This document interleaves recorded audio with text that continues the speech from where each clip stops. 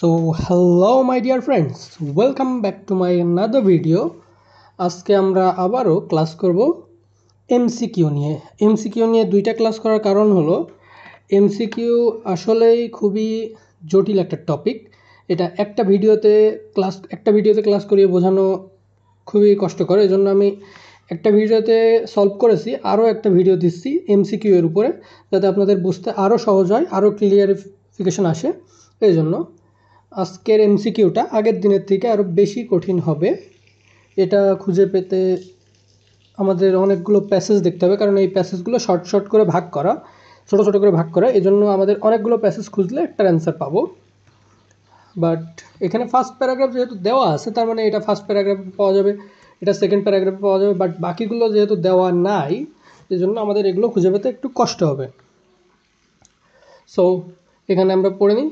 The first paragraph tells us about what. আমরা question options পড়ার কোনো দরকার নেই, আপনারা অপশান পড়ার মতো এত সময় পাবেন না। সো অপশান পড়ার দরকার নাই, শুধুমাত্র কোশ্চেন পড়বেন একটা। যেহেতু এখানে ফার্স্ট প্যারাগ্রাফ দেওয়া আছে, তার মানে একটা কোশ্চেন পড়লেই যথেষ্ট। এখানে সেকেন্ড প্যারাগ্রাফ দেওয়া আছে, তার মানে এখানে একটা কোশ্চেন পড়লেই যথেষ্ট। সেজন্য আমরা একটাই কোশ্চেন পড়েছি। The first paragraph tells us about what, এটাই আমাদের খুঁজতে হবে। সো যাওয়া যাক প্যারাগ্রাফে। প্যারাগ্রাফের টেক্সটের নাম হলো দি ফিউচার অফ ওয়ার্ক। কাজের ভবিষ্যৎ কি? কাজের ভবিষ্যৎ কি হতে পারে? কাজের ভবিষ্যৎ এআই সব কাজ দখল করে নেবে, এটাই হয়তো ভবিষ্যৎ। এখানেও যেমনটা বলা হয়েছে AI. According to a leading business consultancy, 3 to 14% of global workforce will need to switch a different occupation within the next 10 to 15 years, and all workers will need to adapt as the occupations evolve alongside increasingly capable machines. মানে একটি business consultancy ধারণা অনুযায়ী, জরিপ অনুযায়ী 3 থেকে 14% global workforce মানে global সারা বিশ্বে যে যারা কাজ করে গ্লোবাল ওয়ার্কফোর্স, তাদের কি করতে হবে? সুইচ টু ডিফারেন্ট অকিউপেশন, তাদেরকে অন্য কোনো কাজে নিযুক্ত হতে হবে পরবর্তী 10 থেকে 15 বছরের ভেতরে। All the workers will need to adapt as their occupations evolve alongside increasingly capable machines. ওয়ার্কারদেরকে ক্যাপেবল মেশিনগুলো এই কাজগুলো নিয়ে নেবে, যার কারণে মেশিনসদের মতো করে ইভলভ হতে হবে, উন্নত হতে হবে এবং কাজগুলোকে ইভলভ করতে হবে। Evolve alongside increasingly capable machines, automations, embedded artificial intelligence. Automation স্বয়ংক্রিয়ভাবে কাজ হবে। আর্টিফিশিয়াল ইন্টেলিজেন্স, কৃত্রিম বুদ্ধিমত্তা, is one aspect of the disruptive effects of technology. টেকনোলজির একটি বিরূপ এফেক্ট হচ্ছে কি এই দুইটা। অন দি লেবার মার্কেটের উপরে এই দুইটা বিরূপ প্রভাব ফেলবে, এই আর্টিফিশিয়াল ইন্টেলিজেন্স এবং automation. Disembodied AI like the algorithms running in our smartphones in another. Disembodied AI মানে কি বোঝায়? Disembodied AI হচ্ছে গিয়ে যেমন চ্যাট জিপিটি, গুগল অ্যাসিস্ট্যান্ট, এগুলো কি? এগুলো আমাদের ফোনের ভিতরে সফটওয়্যার হিসেবে আছে। এগুলো তো এদের কোনো বডি নেই, এদের কোনো শারীরিক গঠন নেই। এগুলো হচ্ছে ডিসএমবডিড এআই। সো এবার আমরা ফার্স্ট প্যারাগ্রাফ পড়েছি, এবার এমসিকিউ পড়ি। এখানে কোশ্চেনে ফার্স্ট অপশানে কি আছে? দি কাইন্ডস অফ জবস। এখানে বিভিন্ন ধরনের জবের কথা বলা হয়নি। এখানে বলা হয়েছে, প্যাসেজে বলা হয়েছে জবগুলো হারিয়ে যেতে পারে 10 থেকে 15 বছরের ভিতর, জবগুলো অল্টার হতে পারে। তবে কাইন্ডস অফ জবস, কী ধরনের জবস যে হতে পারে এমন কিছু বলা নেই। সো আমাদের ফার্স্টের অপশানটা এইটুকু দেখেই আমরা বুঝতে পারবো যে এই প্যাসেজে কী বলা হতে পারে। সো এটা বাদ, এ নাম্বার বাদ।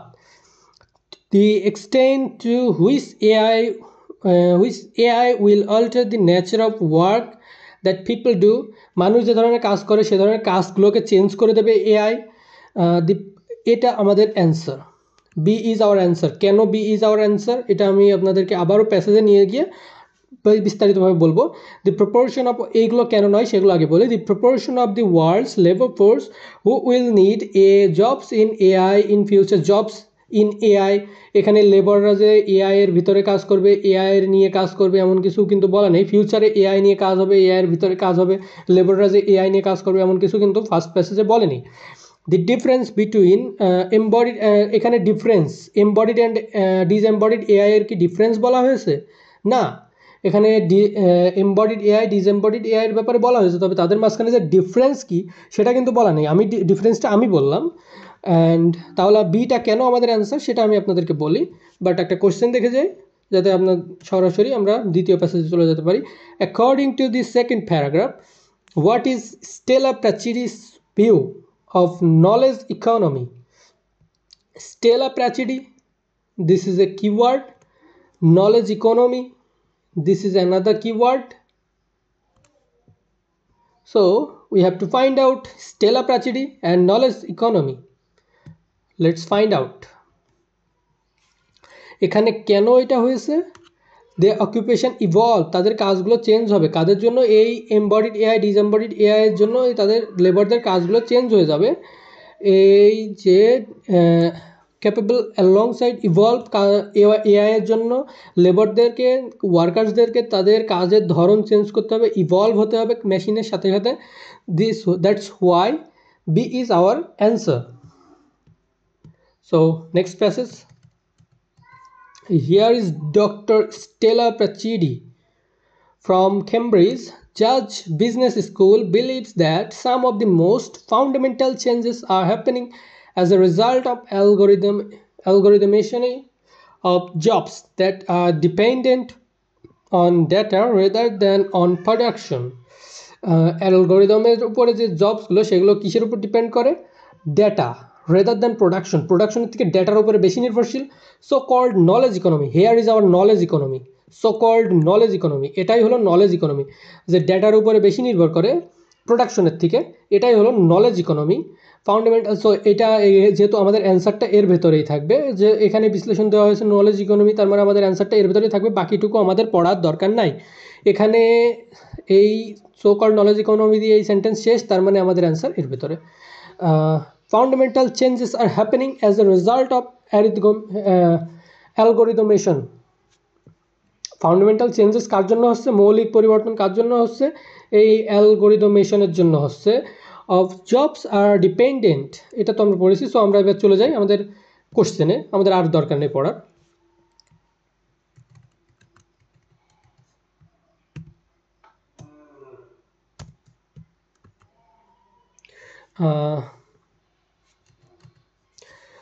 It's having an influence on the number of jobs available.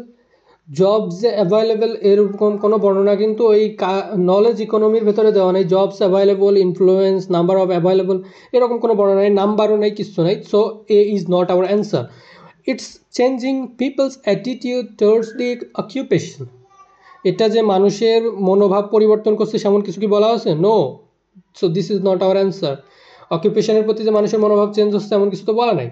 It's the main reason why the production sector is declining, production sector যে কেন ডিক্লাইন করছে এমন কিছু কি বলা আছে? নো। প্রোডাকশন সেক্টরের যে কোনো প্রোডাকশন আমাদের বলা হয়েছে ডেটার উপরে বেশি গুরুত্ব দেওয়া হয় প্রোডাকশনের থেকে, বাট প্রোডাকশন সেক্টর যে কেন ডিক্লাইন করছে এটা তো বলা হয়নি। ইটস এ কি factor driving current developments in work place. Yes, this is our answer.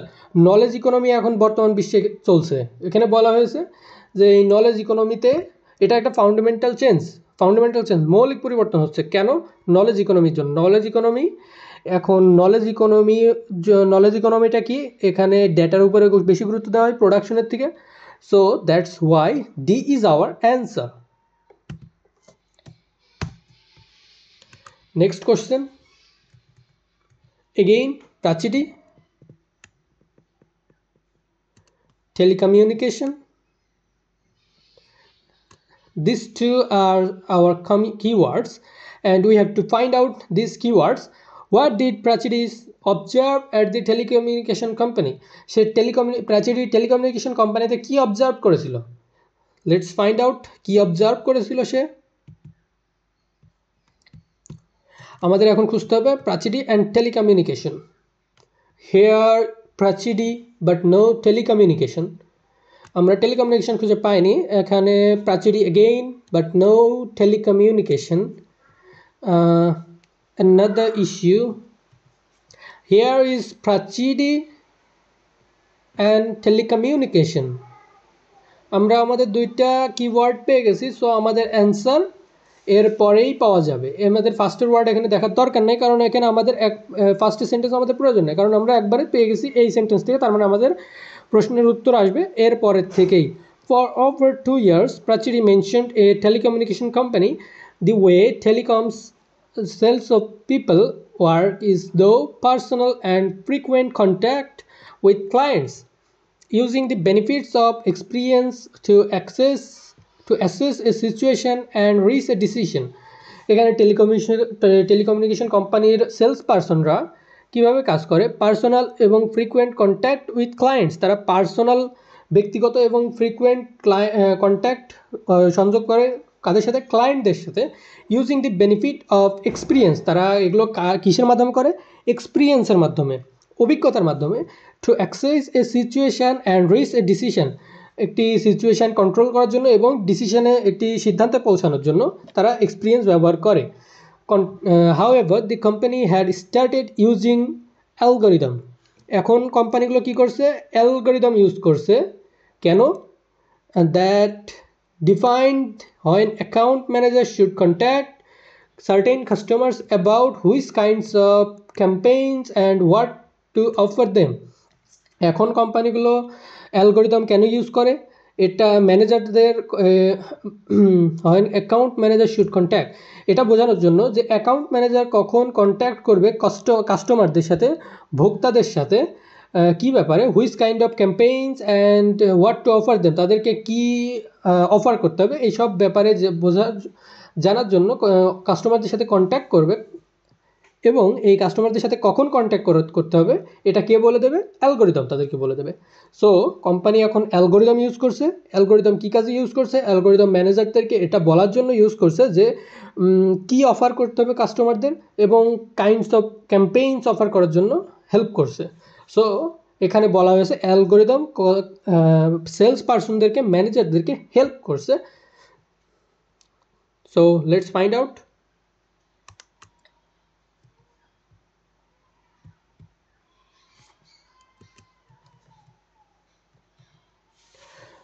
Say staff ডিসএগ্রিং with disagree, এখানে স্টাফরা তো কাজ করছে, স্টাফরা ডিসএগ্রি করছে না, সো এটা আমাদের আর দরকার নেই দেখার, স্টাফরা ডিসএগ্রি করছে না, so A is not our answer. Staff feeling real, এখানে স্টাফরা যে কী ফিল করছে সেটাও বলা নেই, so this is not our answer. আমাদের পুরো অপশানটা পড়ার কোনো দরকার নেই, আমরা শুধুমাত্র সিম্পলি ফার্স্টেরটুকু দেখলেই আমরা বুঝতে পারবো যে এটা আমাদের অপশান কি না। ফিলিং, এখানে কাস্টমার যে ফিল করছে সেটা আমাদের বলা নেই। Step making sure that AI produces the results that they want. Yes, this is our answer. স্টাফরা কী করছে, এআই দিয়ে এটা এআই এর হেল্পের মাধ্যমে বুঝতে চেষ্টা করছে যে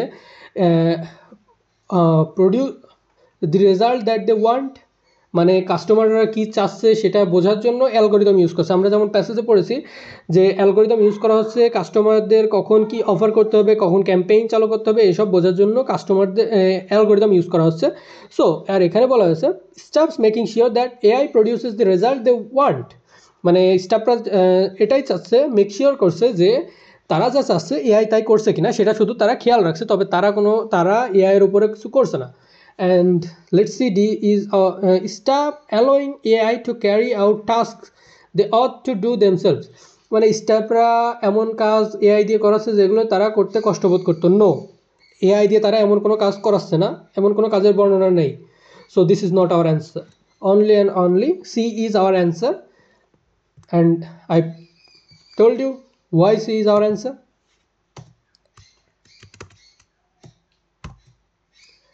Next question, we have to find out a keyword, Ewan McGuire.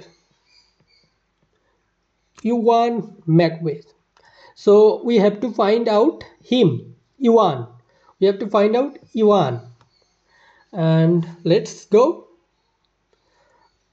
In his recent published research, তার একটি recent published research, we have to mark another keyword, recent public research. আমরা দুইটা কিওয়ার্ড দেখালাম যাতে আরও সহজে এবং কোথায় আছে শুধু সেই জায়গাটাই মার্ক করতে পারি। So recent published research, Ewan McGuire. Let's go.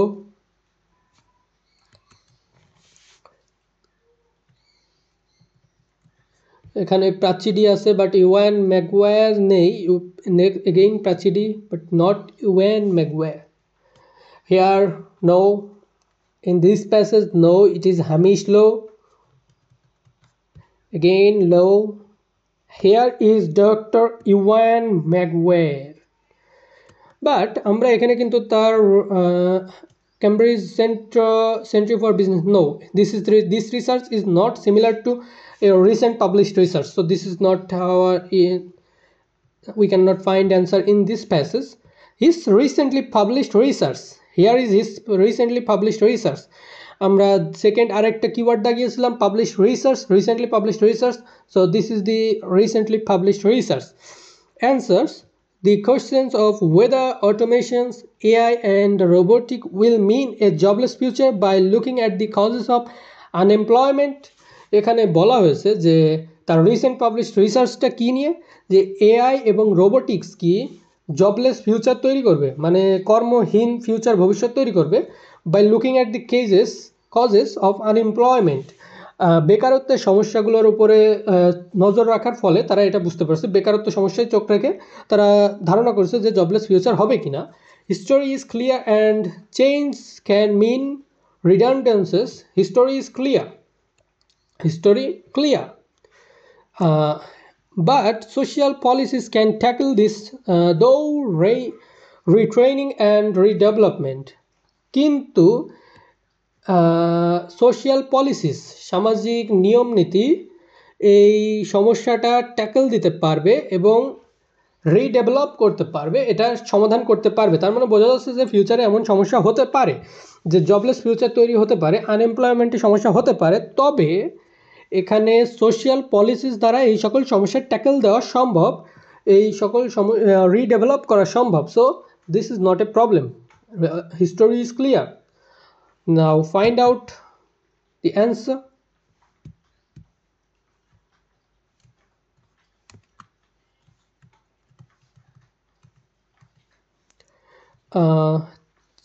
challenges the idea that redundancy is a negative thing. এখানে কি চ্যালেঞ্জ করা হয়েছে?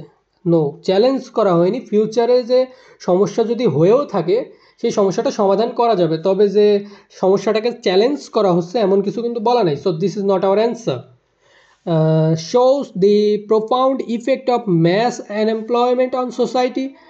mass unemployment কি এখনো ঘটেছে? না, ঘটেনি, ঘটতে পারে, এখনো কিন্তু মাস এমপ্লয়মেন্ট ঘটেনি। So we can, this B is not our answer. Highlight some difference between past and future jobless future. আমাদের কি কোনো জবলেস ফিউচারে পাস্ট এবং ফিউচারের তুলনা করা হয়েছে? না, তুলনা করা হয়নি। ফিউচারে যে হতে পারে, পাস্টে যে এমন কিছু ছিল, পাস্টে কিন্তু পাস্টের কথা এখানে বলাই হয়নি, তার মানে এটা আমাদের অ্যান্সার হতেই পারে না। ফিউচারে হতে পারে জবলেস ফিউচার, বাট পাস্টে যে জবলেস ফিউচার ছিল এমন কিছু বলা নেই। Illustrates how changes in job market can be successfully handled. Job মার্কেটে যে সমস্যাগুলি হতে পারে সেগুলো হ্যান্ডেল করা সম্ভব, যেমনটা ওখানে প্যাসেজে বলা হয়েছে যে সোশ্যাল পলিসিস দ্বারা এই আনএমপ্লয়মেন্টের সমস্যা ট্যাকেল দেওয়া সম্ভব। অ্যান্ড এখানে বলা হয়েছে illustrates how changes in job market can be successfully handle. এখানে বলা হয়েছে, দেখানো হয়েছে যে জব মার্কেটে সমস্যাগুলি সমাধান করা সম্ভব, হ্যান্ডেল করা যাবে। So D is our answer. আপনারা যদি এইভাবে এমসিকিউ সলভ করেন, খুবই ইজিলি এমসিকিউ সলভ করতে পারবেন এবং আশা করি এমসিকিউ এর সমস্যার সমাধান হয়ে যাবে। আমি আরও পরবর্তীতে এমসিকিউ যে কোনো ব্যাপারে অ্যান্সার দিব, আরও ভিডিও বানাবো, এমসিকিউ এর উপরে আরও বানাবো, কারণ এমসিকিউ এ সবার সমস্যা হয়ে থাকে, রিডিংয়ে সবার সবচেয়ে বড় সমস্যা এমসিকিউ। সো আমি এমসিকিউ এর উপরেই সবচেয়ে বেশি জোর দেবো, যাতে আপনাদের এমসিকিউ আর কোনো সমস্যা না থাকে। সো আজকের মতো আমাদের ক্লাস এই পর্যন্তই। Like and subscribe to my channel and press the bell icon for notifications.